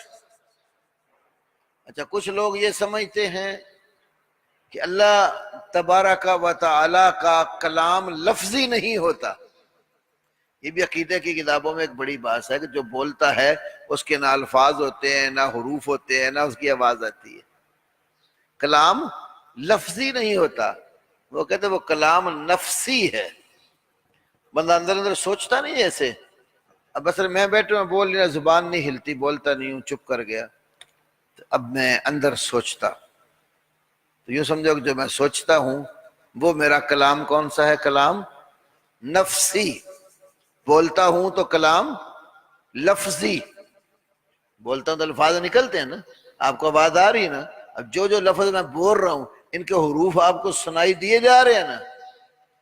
اب ان کا بعض لوگوں کا یہ عقیدہ ہے کہ اللہ کلام نفسی کرتا ہے، لفظی نہیں کرتا. یہ اتنی بات سمجھائیے. میں انڈیا کو گل کروں نا اور زور دھیان کرنا. پنجابی آپ کو بعض اوقات نہیں سمجھ آتی کہ آ جاتی ہے، وہ کبھی کبھی بیچ میں پھر مسئلہ ایسا بھی آ جاتا ہے. تو اگلی بات جو ہم کہنے لگے وہ قابل توجہ ہے. یہی لوگ جو کلام لفظی کے قائل نہیں ہیں، کلام نفسی جو یہ تعویل کرتے ہیں، جب ان سے پوچھا جائے کہ قرآن پاک کی جو نا کوئی تعبیر کیا ہے، قرآن کی ڈیفینیشن اور اس کی تعریف کیا ہے، جو ان کے قراء ہوں گے نا، جب وہ قرآن پڑھاتے ہیں بچوں کو سند پھر قرات کی دیتے ہیں، اس میں قرآن کی معلوم ہے نا کیا تشریح کرتے ہیں. تھوڑی سی کل بھی بات ہوئی، کلام اللہ المنزل علی الرسول، یہ مختلف الفاظ کے ساتھ اللہ کا وہ کلام جو بذریعہ جبرائیل نبی کریم صلی اللہ علیہ وسلم کے قلب اطہر پر اتارا گیا. یعنی اللہ سے جبریل نے لیا. تو کلام نفسی ہو تو لیا کیسے؟ اور جبریل نے آگے محمد صلی اللہ علیہ وسلم کو پڑھ کر سنایا اور وحی اتاری. تو قرات کی کتب میں قرآن کی جو تفسیر تو شرح آتی ہے وہ تو کلام لفظی پر دلالت کرتی ہے، نفسی پر تو نہیں دلالت کرتی. اور جب ان کی عقیدے کی کتابیں پڑھو تو اللہ بولتا نہیں ہے جی، وہ اس کی تو آواز نہیں سنائی دیتی، وہ تو الفاظ اور حروف جو ہیں یہ تو مخلوق ہیں. پھر وہ اس صورت میں ادھر نکل جاتے ہیں قرآن اللہ کا کلام نہیں مخلوق ہے. تو ہمارے اسلاف نے اس بات کی تردید دلائل سے کی، ابھی ہم کچھ بات کریں گے آگے. تو یہاں پر آپ غور کریں، کتب عقائد میں جو قرآن کا مفہوم دیا جاتا ہے وہ اور ہے، کتب قرات میں جو مفہوم بیان کیا جاتا ہے وہ، تو پھر کتنے قرآن ہوئے؟ ایک وہ قرآن ہے جو قرات لفظی پر معمول ہے اور دوسرا قرات جو ہے نا وہ نفسی پر معمول ہے. تو کتنے قرآن ہوئے؟ یہ دو قرآنوں والے ہیں. اور پھر بھی کہتے ہیں جی ہم تو سب سے زیادہ فقیہ ہیں، یہ حدیث پڑھنے والے تو صرف سانڈ کی طرح ہی ہوتے ہیں، کالا کالا ہی کرتے ہیں، ان کو فام نہیں ہوتا. سنیے نا یہ بات ہے، حدیث پڑھنے پڑھانے والے لوگوں کے بارے کہتے ہیں یہ 23 یہ سانڈ کی طرح ہوتا ہے جس کا دماغ کام نہیں کرتا. یا کہتے ہیں کہ یہ پنساری ہیں. کیا ہے؟ پنساری ہیں، دکان ڈالی ہے انہوں نے، سودا سارا ہر طرح کا موجود ہے، لیکن یہ نہیں پتا کہ جو دکان میں سودا پڑا ہے اس کے اوصاف کیا. جڑی بوٹیاں تو رکھی ہوئی ہیں دکان کے اندر، خشخاش رکھی ہوئی ہے، لیکن یہ ان کو کوئی پتہ نہیں کہ خشخاش کا فائدہ کیا ہوتا ہے، نقصان کیا ہوتا ہے۔ گھاس رکھا ہوا ہے، اب گھاس کا کیا فائدہ ہے؟ ہاں کہتے وہ حکیم کو پتہ ہوتا ہے۔ پنساری تو صرف دوا فروش ہے، اور حکیم وہ ہر مرض کا علاج، ہر دوائی کے فائدے اور اس کے نقصانات وہ جانتا ہوتا۔ ہمارے علماء کی مثال تو حکماء کی ہے، اور یہ کالا کالا کرنے والے لوگوں کی مثال پنساریوں کی ہے۔ پھر ایک روایت پیش کرتے ہیں جو بالکل ثابت ہی نہیں ہے۔ امام سلیمان بن مہران العامش، انہوں نے امام ابو حنیفہ رحمت اللہ علیہما ان کو دیکھا، کیا کہا؟ یا معشر الفقہاء انتم الاطباء ونحن سیادلہ، یا معشر الفقہاء، اے فقہاء کی جماعت، انتم نحن سیادلۃ، ہم تو پنساری ہیں۔ عربوں میں اب بھی جائیں نا آپ تو یہ جو میڈیکل سٹور ہوتا ہے اس کے سیدلیہ لکھا ہوتا ہے۔ میڈیکل سٹور کو عربی میں آج کیا کہتے ہیں؟ سیدلیہ، صاد یا دال لام یار گولہا، سیدلیہ۔ تو کہتے ہیں ہم تو سیادلہ ہیں، دوا فروش ہیں، وانتم الاطباء، اور تم طبیب اور حکیم ہو۔ کبھی کبھی درس بخاری جب ہوتا ہے تو میں اس چیز کو بالخصوص ذکر کرتا ہوں، کیونکہ جو الدر المختار فقہ کی کتاب ہے نا، الدر المختار، علامہ علاء الدین الحسکفی کی، تو انہوں نے لکھا ہے کہ یہ جو فقہ کا کھیت ہے نا، یہ عبداللہ ابن مسعود رضی اللہ تعالی عنہ نے بویا ہے۔ ہر فصل کے لیے کھیت ہوتا ہے نا، تو کھیت میں نرم کر کے اس کو ہل چلا کر جڑی بوٹیاں نکال کے نرم کر کے پانی شانی لگا کے تو بیج اس میں اچھا بوئیں تو فصل اچھی آتی ہے۔ یہ کہتے ہیں یہ فقہ کا ایک کھیت ہے، اس کھیت کے اندر جو بیج بویا ہے نا وہ عبداللہ ابن مسعود نے بویا ہے رضی اللہ عنہ، اور وہ بیج جب بویا تو فصل بن کر تیار ہوئی۔ فصل کی پھر کٹائی کرتے ہیں نا، مثلا آج کل گندم کی کٹائی ہو رہی ہے، تو کہتے ہیں وہ کٹائی جو تھی نا وہ علقمہ اور اسود نے کی ہے، ابن مسعود کے شاگردوں نے، اور وہ جب کٹائی کر لی تو توڑی اور دانہ جدا جدا ابراہیم بن یزید النخعی نے کیا، اور وہ جو دانہ ہے نا اس کو پھر پیس کر آٹا اس کا حماد بن ابی سلیمان نے بنایا، اور اس آٹے میں پانی ڈال کر گوندا امام صاحب نے۔ ایک بیچ میں شاید مس ہو گئی بات، چلو بہرحال، تو اس گندے ہوئے آٹے کی روٹیاں آگے پھر امام محمد نے پکا دی، تو باقی ساری قوم یہی فقی روٹیاں کھانے والی ہے۔ اس لیے آپ نے سنا ہوگا کتاب کا نام ہے پکی روٹی، اوپر ہمارے مکتبے میں موجود ہے، پکی روٹی، یہ کتاب کا نام ہے۔ کسی دور میں وہ لوگ جو چھوٹے چھوٹے مولوی تیار کرتے تھے نا کہ چلو کہیں نماز پڑھانے کے قابل ہو جائیں، کوئی مر جائے، کوئی ختم درود کے قابل ہو جائیں، تو وہ چند مسئلے یاد کر لیں تاکہ وہ روٹی کھانے کے قابل ہو جائے، تو اس لیے ان کے لیے کتاب لکھی گئی پکی روٹی۔ تو ایسے مولوی رہے ہیں، آج بھی ہیں۔ پرانے زمانے تھوڑا سا 10-20 سال پیچھے جائیں دیہاتوں میں، خاص طور پہ اب بھی کئی دیہاتوں میں، اب تو چونکہ ترقی بھی کافی ہو چکی ہے، تو اس طرح کے اکثر مولوی دیہاتوں میں ہوتے تھے، بیچارے بھی سیدھے سادھے ہوتے تھے، دین کے بعد چٹے انپاڑی تھے، تراویاں بھی 20 پڑھانی ہوتی تو آخری 10 صورتیں یاد کی ہوتی تو اسی کے ساتھ تراویح پڑھاتے تھے. وہی نماز پڑھانے کے لیے صورتیں اتنی کی یاد کر لی ہیں, اور بس کوئی پھر فوت ہو گیا تو کسی کا جنازہ پڑھا دیا, تو کوئی نکاح آ گیا تو شادی کے نکاح کلمے چند جو ہے نا وہ پڑھا دیے, تو وہ سمجھو یہ مولوی صاحب تیار ہو گئے. سلطان باہو کا ایک شعر ہے, وہ آپ کی ظرافت طبع کے لیے پیش کرتا ہوں. سلطان باہو نے اپنی شاعری میں اس طرح کے ختم والے مولویوں کا ذکر کیا. وہ کہتے ہیں پڑھ پڑھ حافظ کرن تکبر, ملا کرن وڈیائی ہو. پڑھ پڑھ حافظ کرن تکبر, ملا کرن وڈیائی ہو.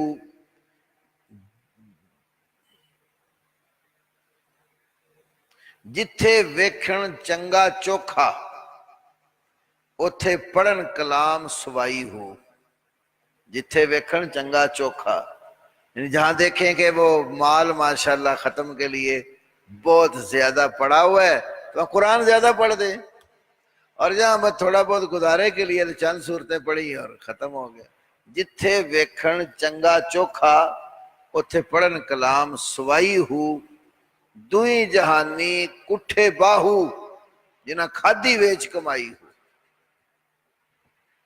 سمجھے بات؟ دوئی جہانی کٹھے باہو, دونوں دنیا میں بھی تباہ ہو گئے, مقتول ہی ہو گئے, اور آخرت میں بھی ذبح ہو گئے. جنہ کھادی ویچ کمائی ہو. ایک فقرہ رہ گیا. پڑھ پڑھے حافظ کرن تکبر, ملا کرن وڈیائی ہو.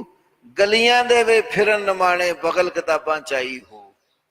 جتھے ویکھن چنگا چوکھا, اتھے پڑھن کلام سوائی ہو. دوئی جہانی کٹھے باہو, جنہ کھادی ویچ کمائی. تو یہ روٹیاں کھانے والے مولوی ہم نے پیدا نہیں کرنے. کیوں مولانا؟ علماء, قرآن جاننے والے, سنت رسول جاننے والے, یہ ہمارا منشور ہے. روٹی تو ہر کسی کو اللہ دیتا, جانور روٹی نہیں کھا کے سوتے. جتنے اللہ نے درندے پرندے چرند پیدا کیے ہوئے, ہر کوئی اپنے حصے کا رزق کھا کے ہی آرام کرتا ہے. اگر روٹی کھانا ہی مقصد ہے تو پھر انسانیت کی تو یہ منزل نہیں ہے. روٹی تو ایک ضرورت ہے بنیادی زندہ رہنے کے لیے, اس کے لیے اسلام نے تگ و دو بتائی ہے. اصل مقصد تو اللہ کی بندگی اور اس کے بندے بن کر رہنا اور اس کے قانون پر چلنا. تو علماء وہ تیار ہونے چاہیے جو ایسے نہ ہو.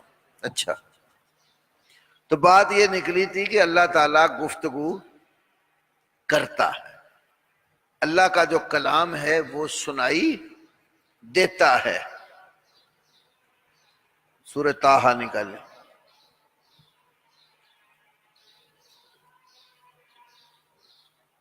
سولہواں پارہ سورہ طٰہٰ, آیت نمبر 9 سے بات شروع ہو رہی ہے.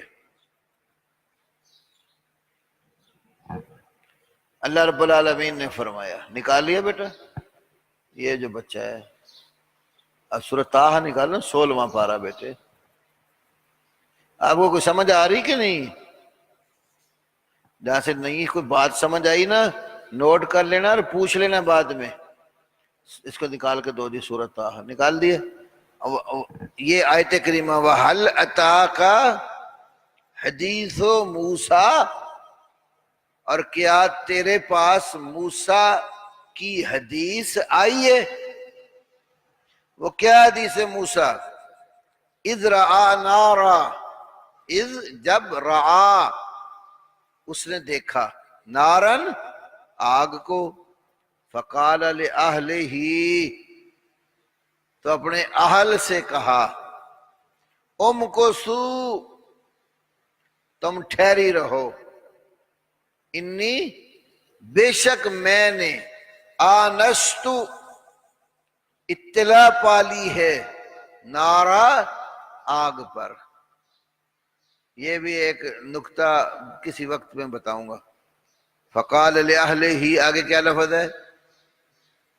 امکثو جمع مذکر حاضر فعل امر, ساتھ تو بی بی تھی, مرد تو نہیں تھا, تو کیا کہنا تھا؟ ام کو سی،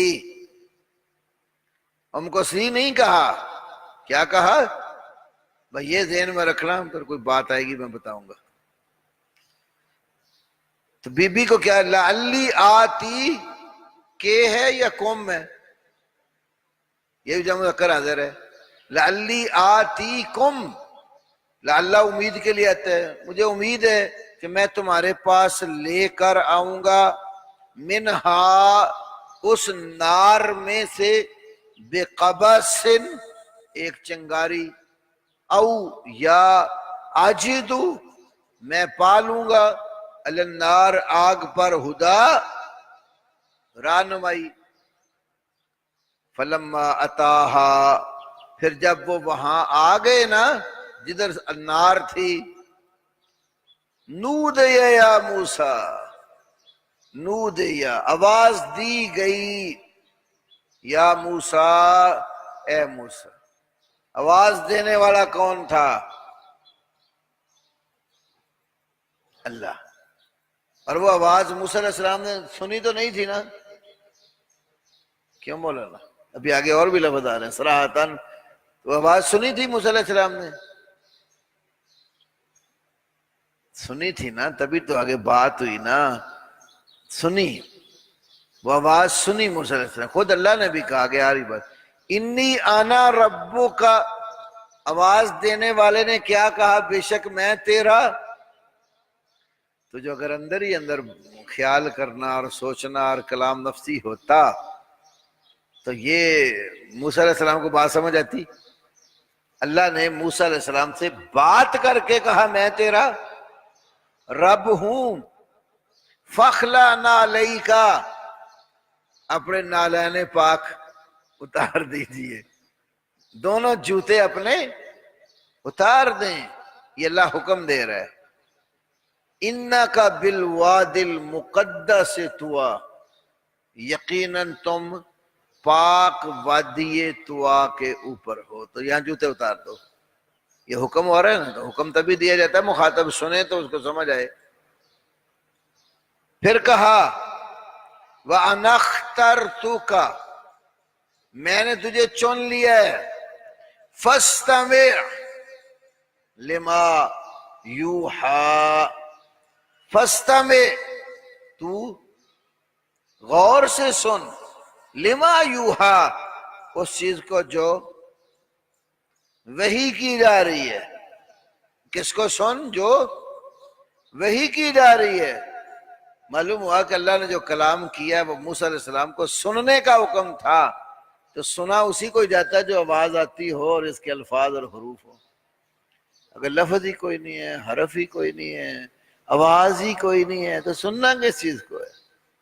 تو قرآن بتاتا ہے کہ اللہ تعالیٰ نے جو کلام اپنے بندوں سے کیا، جس کے ساتھ اللہ نے کلام کیا وہ کلام سنا گیا، وہ کلام لفظی ہے، وہ اللہ کی صفت ہے بولنا، اللہ گفتگو کرتا ہے۔ وَكَلَّمَ اللَّهُ مُوسَىٰ تَكْلِيمًا، اللہ تعالیٰ نے موسیٰ علیہ السلام سے خوب گفتگو کی۔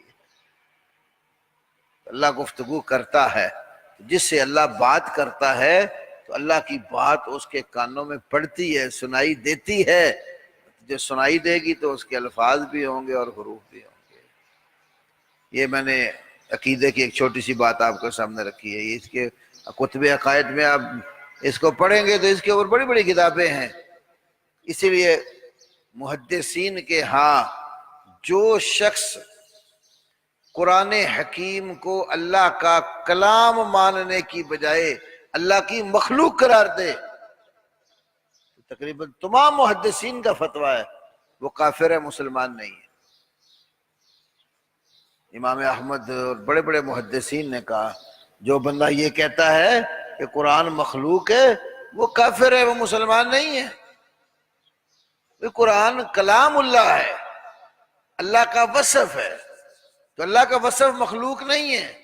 مخلوق تو وہ چیز ہے جو ایک وقت تھا اس کا وجود نہیں تھا، عدم تھا، عدم کچھ نہ ہونا، عدم کا معنی کچھ نہ ہونا جس کا وجود ہی نہیں۔ تو ایک وقت تھا انسان کا بھی وجود نہیں تھا، پھر وجود بنا۔ تو جس کا وجود بنا وہ پیدا ہوتا ہے، جو پیدا ہوتا ہے وہ مرتا بھی ہے، جو پیدا ہوتا ہے وہ مرتا بھی ہے، اس کو موت بھی آتی ہے۔ مخلوق جتنی ہے غور کر لو، جس جس چیز کے اندر اللہ نے روح ڈالی ہے وہ ایک مقررہ مدت کے لیے روئے زمین پر ہے یا فضاؤں میں ہے، یا تو پھر کیا ہوتا ہے؟ اس کا ایک وقت مقرر ہے جس پر اس کی موت واقع ہو جاتی ہے۔ انسان زمین پر رہتا ہے، کچھ وقت رہتا ہے، مر جاتا ہے۔ جو پیدا ہوتا ہے وہ مرتا بھی ہے۔ پھر ادھر عقیدے کی اصطلاح میں کہتے ہیں نا یہ چیز حادث ہے، جو حادث ہوتی ہے اس کو موت بھی آتی ہے۔ حادث نئی وجود میں آنے والی، جس کو وجود عطا کیا گیا، اور جو شروع سے ہے ہمیشہ رہے گا، اس کے نہ عدم تھا نہ اس کے اوپر حوادثات زمانہ کا کوئی اثر ہوتا ہے، وہ ہمیشہ سے ہے اور ہمیشہ رہتا ہے اور رہے گا۔ وہ اللہ کی ہستی ہے، ایک اللہ کے سوا کائنات میں کوئی چیز ایسی نہیں ہے جس کو ہمیشہ کے لیے دوام حاصل ہو۔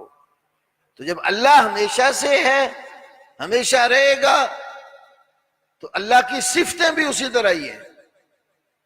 یہ نہیں ہے کہ اللہ کی کوئی صفات مخلوق ہیں اور کچھ جو ہے نا وہ اس کے ساتھ لازمی ہیں۔ اللہ تعالیٰ کی جتنے اوصاف ہیں وہ سب اللہ تعالیٰ کے وصف ہیں، مخلوق نہیں ہے۔ تو قرآن کلام اللہ ہے، کلام اللہ اللہ کا وصف۔ اگر اس کو مخلوق مانے تو اس کا مطلب ہے کہ یہ ایک وقت تھا، یہ صفت تھی ہی نہیں، پھر صفت پیدا ہوئی کلام کرنا، تو کیا مطلب پھر نکالو گے کہ ایک وقت اللہ بولتا نہیں تھا، کلام نہیں کرتا تھا، کلام نہ کرو اس کا وصف ہی نہیں تھا، یہ بعد میں پیدا ہوا، اس نے اپنا وصف خود پھر پیدا کیا۔ تو جس چیز کو پیدا کرتا ہے اس کو موت بھی آتی ہے، تو پھر یہ وصف ختم بھی ہو سکتا ہے۔ تو یہ چیزیں اللہ کی شان کے لائق نہیں ہیں۔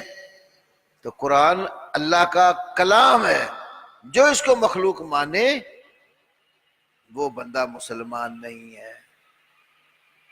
عقیدہ کی کتابوں میں اصل السنہ و اعتقاد الدین پڑھائیے نا آپ کو، اصل السنہ و، اس میں آپ نے پڑھا ہے نا کہ قرآن ہر جہت سے کلام اللہ ہے، مخلوق نہیں ہے۔ جہاد یاد ہے آپ کو؟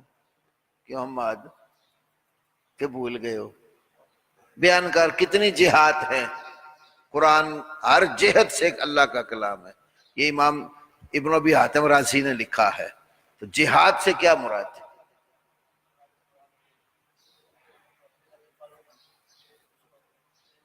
موٹی موٹی باتیں ذکر کر دے، میں ان کو سمجھا دیتا ہوں۔ حفظ، کتابت، سمع اور نظر، تلاوہ، بات سمجھو۔ حفظ کرنا، یاد کرنا، قرآن حفظ کرتے ہیں کہ نہیں؟ حفظ کرنا یہ بندے کا عمل ہے، حفظ کرنا بندے کا عمل ہے۔ جو چیز حفظ کی گئی وہ اللہ کا کلام ہے، جو چیز حفظ کی گئی وہ محفوظ کلام اللہ ہے، اور حفظ بندے کا عمل فعل العبد ہے۔ ایسے ہی تلاوت کرنا، پڑھنا بندے کا کام ہے۔ جو چیز پڑھی گئی، مطلوب، مقروء، جو قرات کی گئی، پڑھی گئی، وہ کلام اللہ، وہ مخلوق نہیں ہے۔ کتابت، لکھنا، یہ آیات کی لکھائی، یہ لکھنا کس کا کام ہے؟ بندے کا۔ جو چیز لکھی گئی مکتوب ہے وہ کلام اللہ ہے، وہ بندے کا کسب، بندے کا جو ہے وہ خلق، اس کا فعل نہیں ہے، وہ اللہ تعالیٰ کا کلام ہے۔ ایسے ہی ناظرہ، دیکھنا قرآن کو، نظر کرنا فعل العبد ہے، بندے کا عمل ہے، اور جس چیز کو دیکھ رہا ہے منظور الیہ وہ کلام اللہ ہے، فعل العبد نہیں ہے۔ یہ بات سمجھے؟ تو محدثین نے تو اتنا کیا، ہر جہت سے قرآن کو کلام اللہ ثابت کی ہے، مخلوق نہیں ہے۔ تو اللہ تعالیٰ کلام کرتا ہے۔ ما کان لبشر ان یکلمہ اللہ، کسی بشر کے لائق نہیں کہ اللہ پاک اس سے کلام کرے، مگر کتنی صورتیں بتائیں؟ 3۔ یہ وحی کی 3 صورتیں قرآن پاک میں ہیں اس آیت میں۔ پہلی صورت الا وحیا، کل آپ نے وحی کا ایک معنی یہ بھی پڑھا ہے کہ دل کے اندر کوئی بات ڈال دینا، پیدا کر دینا، اور جس بندے کے اندر وہ بات ڈال دی گئی ہے اس کو اس بات کے اوپر مکمل یقین ہے یہ اللہ کی طرف سے ہے، بیچ میں کوئی واسطہ فرشتے کا نہیں ہے۔ اس کو بعض علماء کہتے ہیں یہ وحی قلبی ہے۔ وحی یہ تو 3 قسم بیان ہے، پہلی قسم لکھ لو، وحی قلبی، قلب دل سے، وحی قلبی، ایسی وحی، ایسا پیغام جو اللہ اپنے کسی بندے کے دل میں ڈال دیتا ہے۔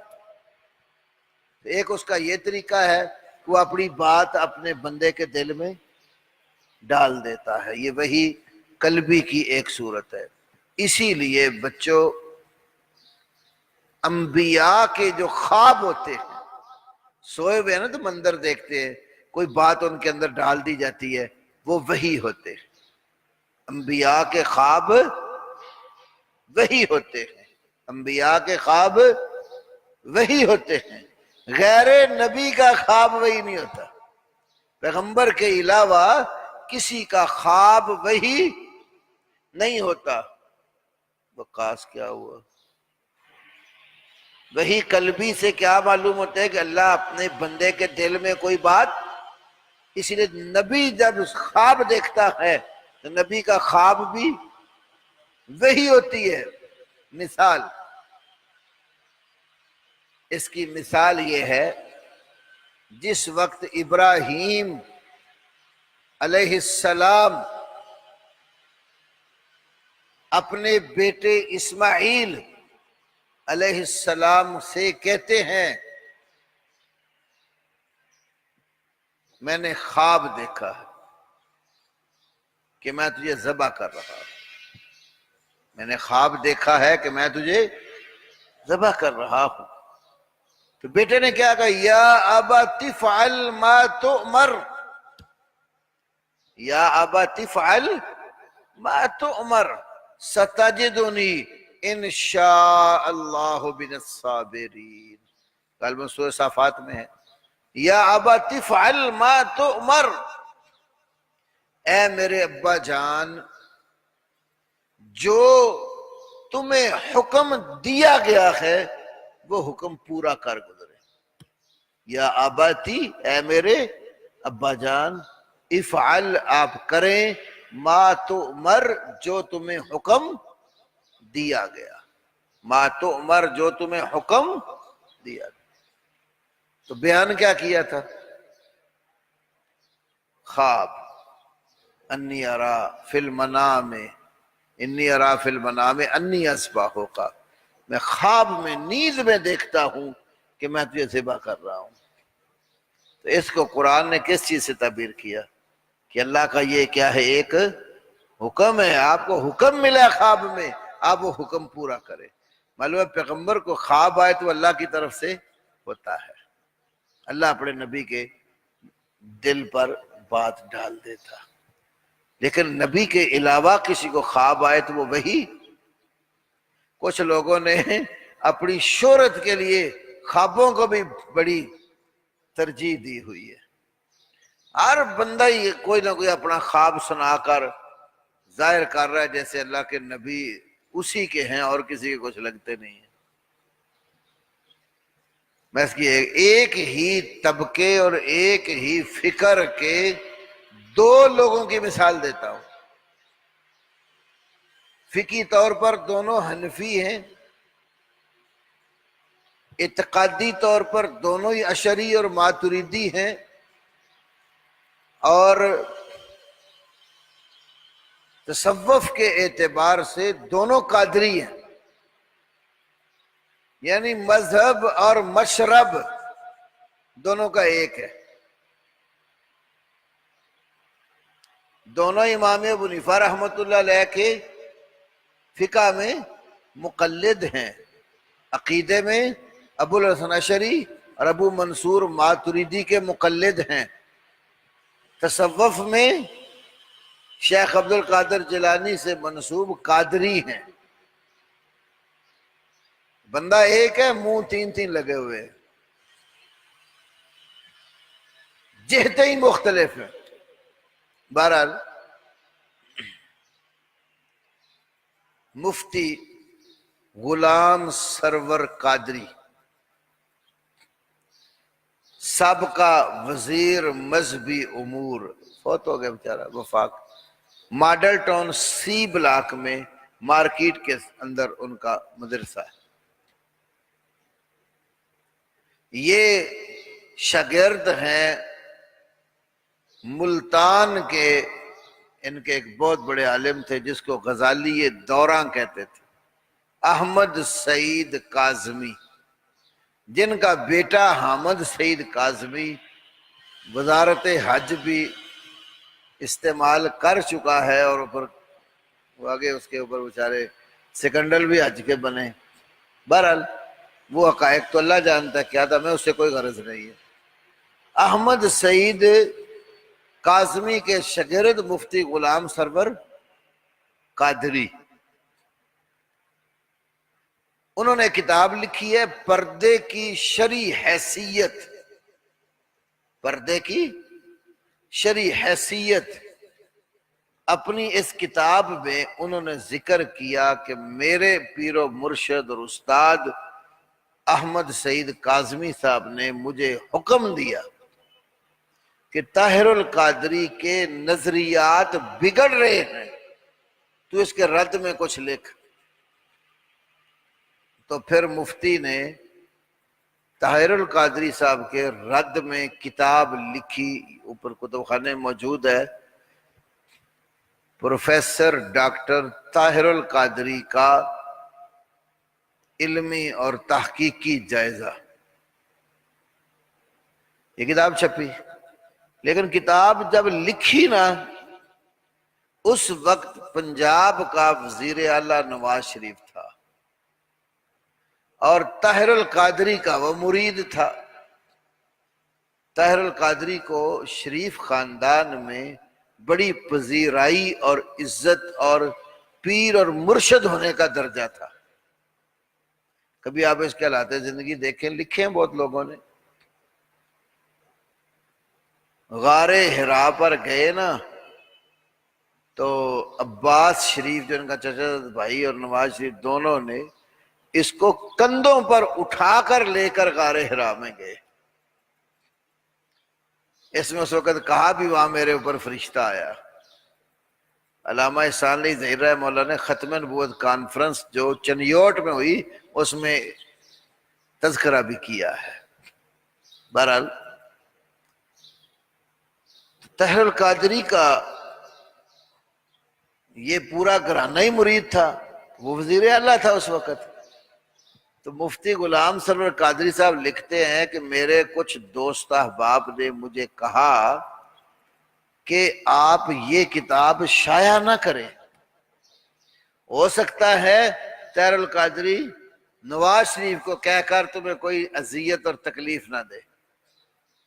کہ میں نے کتاب چھاپنے کا ارادہ چھوڑ دیا۔ رات کو خواب میں زیارت پاک ہوئی، اور زیارت کے لیے کون تشریف لائے؟ لکھتے ہیں کہ امی عائشہ صدیقہ رضی اللہ عنہا تشریف لاتی ہیں، اور مجھے آ کر کہتی ہیں کہ مفتی صاحب آپ پریشان نہ ہوں، آپ پر اللہ کے نبی بڑے خوش ہیں۔ تو کہتے ہیں کہ یہ خواب میرے لیے پھر حوصلہ افزائی کا باعث بنا کہ میں نے جو کام کیا ہے طاہر القادری کے خلاف، یہ رسول اللہ کی طرف سے اس کے اوپر بشارت آ گئی ہے، لہذا میں نے کتاب چھپوائی۔ وہ کتاب بھی ہمارے پاس ہے۔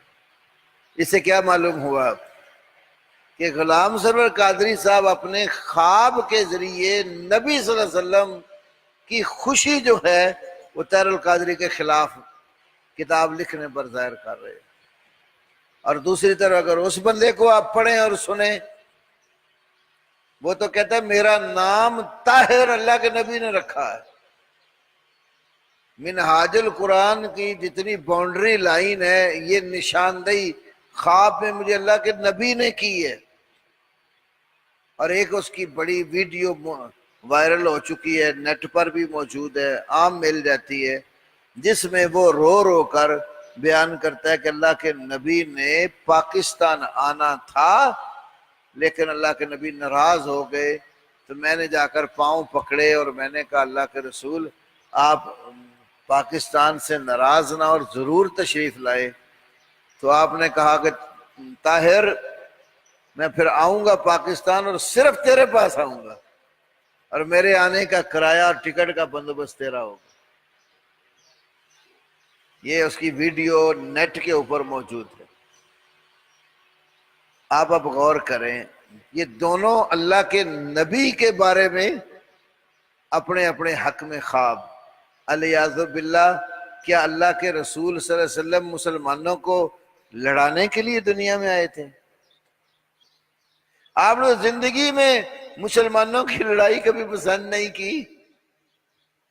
یہ رمضان المبارک ہی تھا، دو صحابی آپس میں کسی قرض کے تقاضے پر الجھ پڑے، آپ تشریف لائے، فرمایا مجھے شب قدر دکھائی گئی تھی لیکن تمہارے اختلاف اور لڑائی کی وجہ سے اس کو اٹھا لیا گیا ہے، اب عشرے کی باقی طاق راتوں میں اس کو تلاش کرنا۔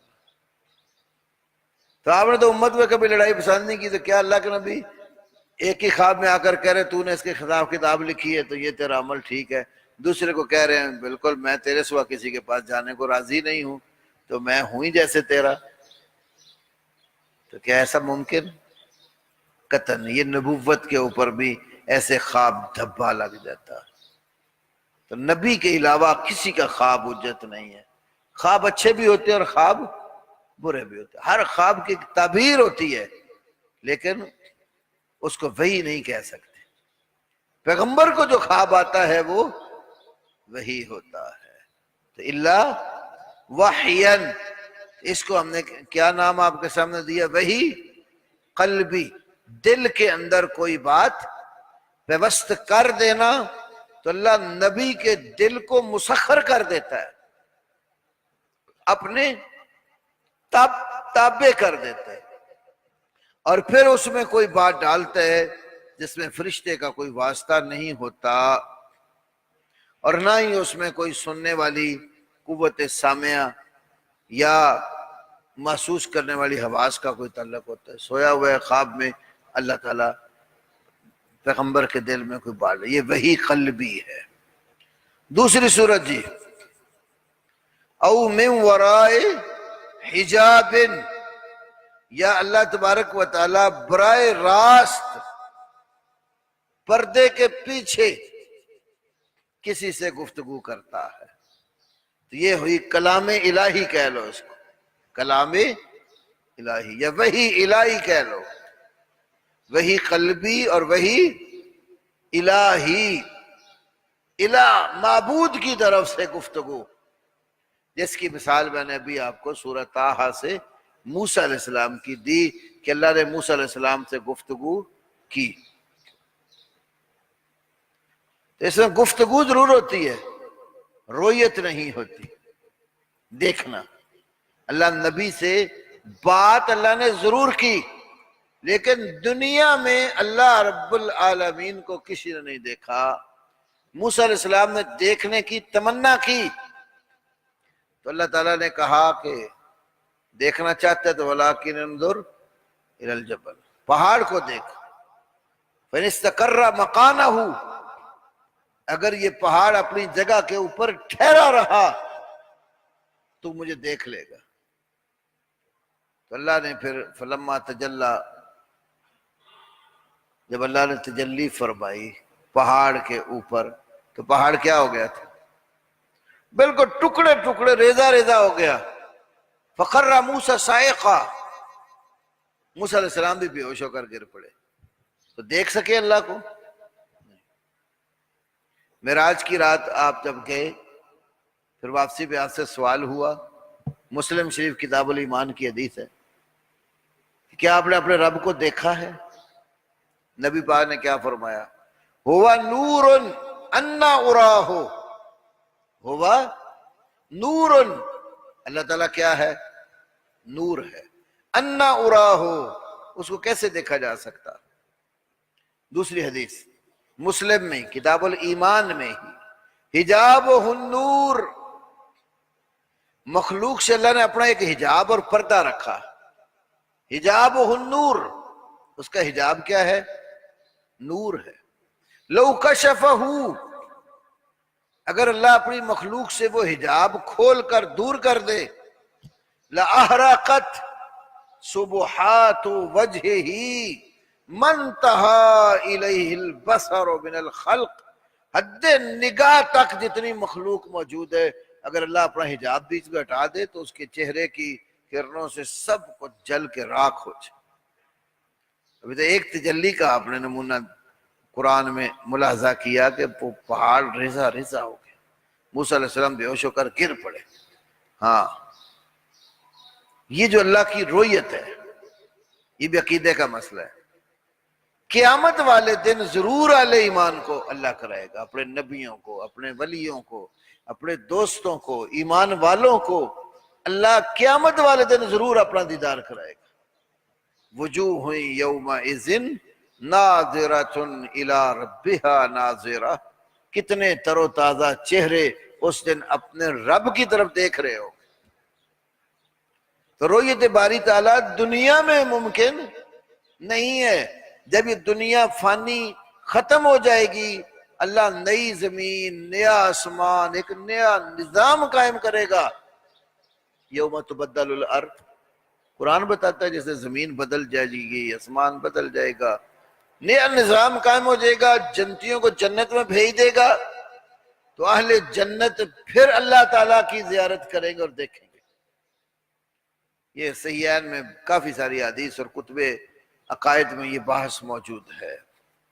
جب 14ویں کا چاند نکلتا ہے، 14ویں کا چاند نکلتا ہے، پوری دنیا کے لوگ اپنی اپنی جگہ پر رہ کر اس کو دیکھ لیتے ہیں. کبھی اس کے دیکھنے میں آپس میں کوئی دھکم پیل کرنی پڑتی ہے؟ نہیں. جیسے 14ویں کا چاند نکلتا ہے، بغیر ازدحام اور دھکم پیل کے ایک دوسرے کو دھکے دیے بغیر ہی دیکھ لیتے ہیں. ہر مومن جنت میں رہ کر اللہ کو دیکھے گا، کوئی کسی کو دھکم پیل نہیں کرنی پڑے گی. یہ رؤیت باری تعالیٰ کا عقیدہ قیامت سے متعلق ہے.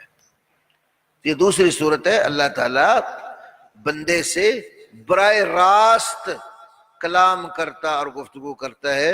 اور سورہ نساء کی 163 نمبر آیت میں یہ نا وَكَلَّمَ اللَّهُ مُوسَىٰ تَكْلِيمًا، اللہ تعالیٰ نے موسیٰ علیہ السلام سے خوب باتیں کی. پوچھا نا میرے موسیٰ تیرے ہاتھ میں کیا ہے؟ خطیب تو یہاں سے بڑا کوئی بناتے ہیں نا، وَمَا تِلْكَ بِيَمِينِكَ يَا مُوسَىٰ، اے موسیٰ تیرے داہنے ہاتھ میں کیا ہے؟ خطیب کہتے ہیں نا اتنی بات بھی کہہ دیتے یہ میری لاٹھی ہے، لیکن کہا ہِیَ عَصَایَ أَتَوَكَّأُ عَلَيْهَا وَأَحُشُّ بِهَا عَلَىٰ غَنَمِي، یہ میری لاٹھی ہے، میں اس کے اوپر ٹیک لگاتا ہوں، میں اس کے ساتھ اپنے جو ہے نا وہ پتے جھاڑتا ہوں. وَلِيَ فِيهِ مَعَارِبُ أُخْرَىٰ، میرے لیے اس میں اور بھی بڑی حاجات ہے. ایک بریلوی عالم کا مجھے کسی نے بتایا تو تقریر کرتے ہوئے یہ آیت پڑھ رہا ہے، کہتے وَلِيَ فِيهَا مَعَارِبُ أُخْرَىٰ، میرے لیے اس میں اور بھی بڑے کام ہیں، ان کو بھابی نظر آ جائے تو اس کی پٹائی بھی کر لیتا ہوں. کیوں بولا نا وَلِيَ فِيهَا مَعَارِبُ أُخْرَىٰ. تو اللہ نے گفتگو خوب کی. لاٹھی کا پوچھا، پھر موسیٰ علیہ السلام نے اللہ سے بات کرنے کے لیے کئی اور مسئلے بیچ میں جو ہے نا وہ ذکر فرما دیے. تو اللہ بات کرتا ہے. یہ دوسری شکل ہوئی کلام الہی، اللہ کا اپنے کسی مخصوص بندے کے ساتھ گفتگو کرنا. تیسری صورت جی، اس کو وحی ملکی بھی کہتے ہیں. ملک فرشتے کو کہتے ہیں نا، وحی ملکی. او یرسل رسولا، او یرسل رسولا، یا وہ کوئی رسول بھیجتا ہے، یا وہ کوئی رسول بھیج دیتا ہے. او یرسل رسولا، فرشتہ بھیج کر پیغام دیتا ہے، جیسے جبریل امین علیہ الصلاۃ والتسلیم کو اللہ رب العالمین نے اپنے نبیوں کی طرف اپنا پیغام دے کر بھیجا، اور انہوں نے اللہ کا وہ پیغام آگے اللہ کے بندوں، اللہ کے پیغمبروں تک پہنچایا ہے. تو یہ تیسری صورت ہے، اللہ فرشتہ بھیجتا ہے. تو یہ آپ دیکھ لیں اس کو قرآن پاک میں، قُلْ مَنْ كَانَ عَدُوًّا لِجِبْرِيلَ فَإِنَّهُ نَزَّلَهُ عَلَىٰ قَلْبِكَ.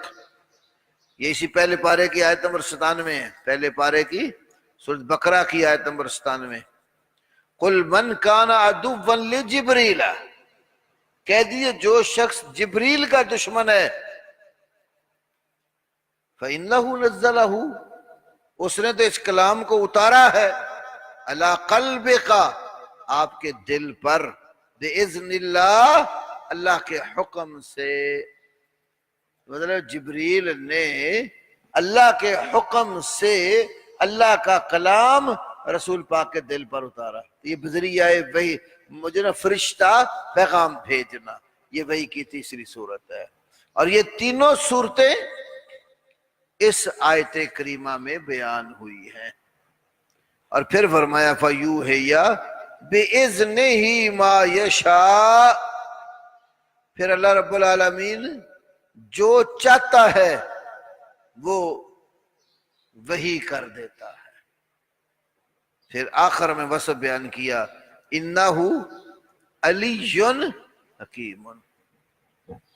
اللہ، کئی شیعہ غالی ذاکر وہ کہہ رہے تھے اللہ علی ہے، علی اللہ ہے، اور اللہ اِنَّهُ عَلِيٌّ، بے شک وہ جس کو اللہ آپ کہتے ہیں وہ تو علی ہے. کیوں مولانا وقاص؟ اِنَّهُ عَلِيٌّ، وہ تو علی ہے، اس لیے مولا علی کا نعرہ لگاتے ہیں. علیٌ فعیل کے وزن پر علو سے نکلا ہے. اس علو میں عقیدے کا ایک اور مسئلہ ہے کہ اللہ رب العالمین کو ساری کائنات سے اوپر علو اور بلندی حاصل ہے. اللہ عرش پر مستوی ہے، الرحمن علی العرش استوی، کیونکہ وہ علی ہے. امام ذہبی نے اس پر کتاب لکھی ہے، اتنی بڑی بڑی، دو اس سے بھی بڑی بڑی موٹی 2 جلدوں میں چھپی ہے، العلو للعلی الغفار، العلو للعلی الغفار، اللہ سب سے اونچا.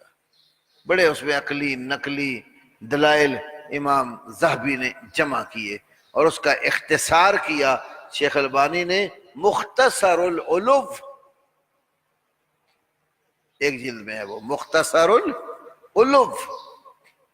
یہ بڑی کتاب جاندار ہے اس مسئلے میں محدثین کا نقطہ نظر سمجھنے کے لیے. کیونکہ ایک وہ گروہ ہے جو کہتا ہے اللہ تعالیٰ لا مکان ہے، پتہ ہی کوئی نہیں کہاں ہے، اور کئی کہتے ہیں اللہ ہے لیکن ہر بندے کے اندر ہے، ہر چیز اللہ ہی کی شکل ہے.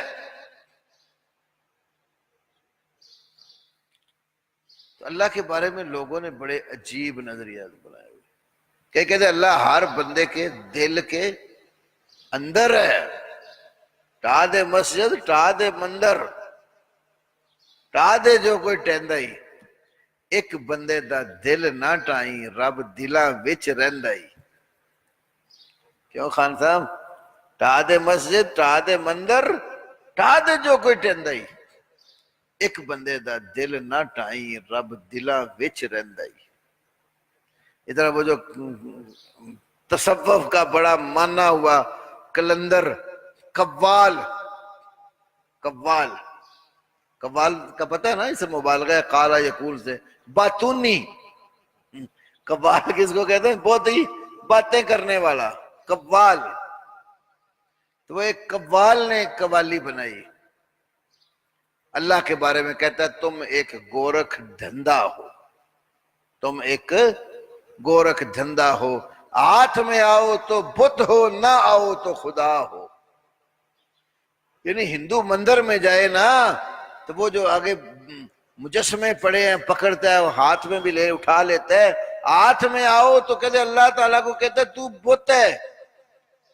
مسجد میں چلے جاؤ تو نظر نہیں آتا، ہاتھ میں آنے والی شے کوئی نہیں ہوتی، تو نہ نظر آؤ تو تجھے خدا کہتے ہیں، کبھی تمہیں بت کہتے ہیں، کبھی تمہیں خدا کہتے ہیں، مطلب اس کے ہر چیز میں اللہ ہی ہے۔ ہندوؤں کے پاس چلے جاتے ان کے بتوں کی شکل میں ہے، مسلمانوں کے پاس چلے جاتے دکھائی نہیں دیتا، ہاتھ میں آؤ تو بت ہو، نہ آؤ تو خدا ہو، تم ایک گورکھ دھندا ہو۔ یہ سب اللہ کو نہ سمجھنے کے نتیجے ہیں۔ اللہ رب العالمین کا وصف یہ ہے کہ وہ ساری کائنات سے بلند و بالا ہے اور اپنے عرش پہ مستوی ہے، یہ ایمان ہونا چاہیے۔ اب عرش کی کیفیت، چھوٹے بڑے کا سوال، جس طرح کہ وہ ایک ٹی وی ٹاک شو میں یہ بات آئی تو حنیف قریشی مراسی نے کہہ دیا یہ بتاؤ جی اگر اللہ عرش پر ہے، عرش بڑا ہے کہ اللہ بڑا ہے؟ اگر عرش بڑا ہے تو اللہ اکبر کیسے؟ اور اگر عرش چھوٹا ہے تو اللہ عرش پر کیسے؟ پروردگار کی ہستی کے بارے میں ایسی گفتگو کرنے سے ایک ایمان والے شخص کا دل کانپ اٹھتا ہے۔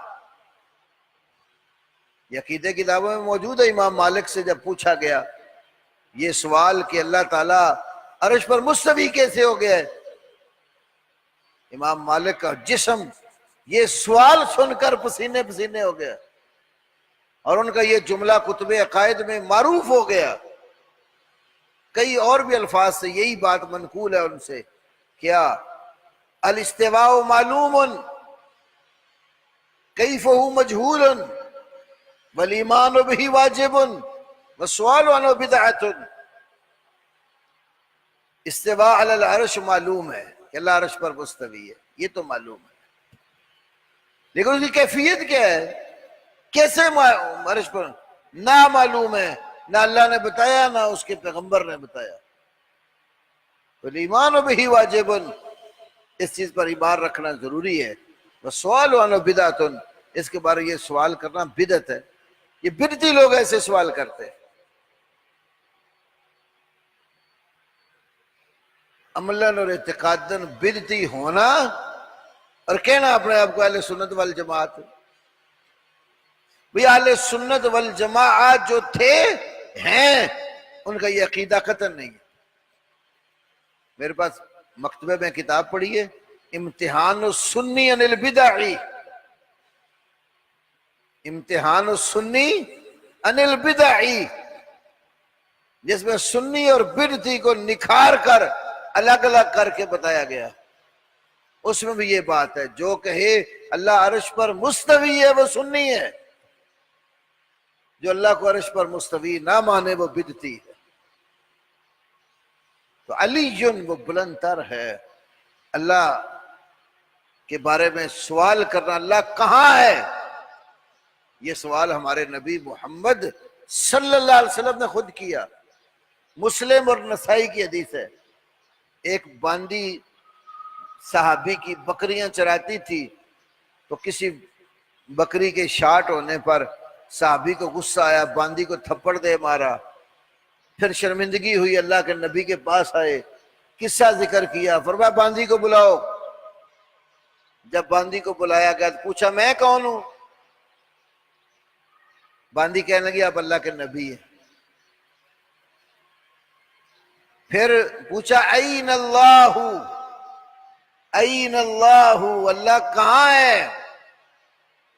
این اللہ، اللہ کہاں ہے؟ اس نے اوپر انگلی کر کے آسمانوں کی طرف اشارہ کر کے کہ اللہ فی السماء، اللہ آسمان کے اوپر ہے. یہاں فی ظرفیت کے لیے نہیں ہے، یہ فی بمانے اللہ ہے. یہ ظرفیت کا معنی کر کے تو کئی لوگ خواہ گفتگو میں الجھ جاتے ہیں. اللہ فی السماء ای علی السماء، اللہ آسمان کے اوپر ہے. آپ نے کیا فرمایا؟ فَاعْتِقْهَا فَإِنَّهَا مُؤْمِنَةٌ، اس کو آزاد کر دے، یہ ایمان والی ہے. اس کو آزاد کر دے، یہ ایمان والی ہے. تو اللہ کو عرش پر مستوی ماننا ایمان ہے. یہ اللہ کے پیغمبر بتا رہے ہیں، اور صحیح مسلم اور سنن نسائی کی صحیح ترین حدیث ہے. تو آیت کے آخر میں اللہ تعالیٰ نے اپنے علو کا اور اپنی بلندی کا ذکر فرمایا، اور حکیم کا لفظ ذکر کر کے بتا دیا کہ وحی کی حکمتیں اللہ جانتا ہے. کائنات کی ہر چیز کی حکمت اللہ جانتا ہے. یہ فعیل ان کے وزن پر اللہ کے جس قدر اوصاف آتے ہیں نا، علیم، حکیم، قدیر وغیرہ. سیدنا عبداللہ ابن عباس رضی اللہ تعالی عنہما، ان کے نام پر مارکیٹ میں دو تفسیریں موجود ہیں. ایک تنویر المقباس کے نام پر ہے، جس کو عام طور پر لوگ ابن عباس کی تفسیر کہتے ہیں. مجھے یہاں کسی بھائی نے ایک کلپ بھیجا،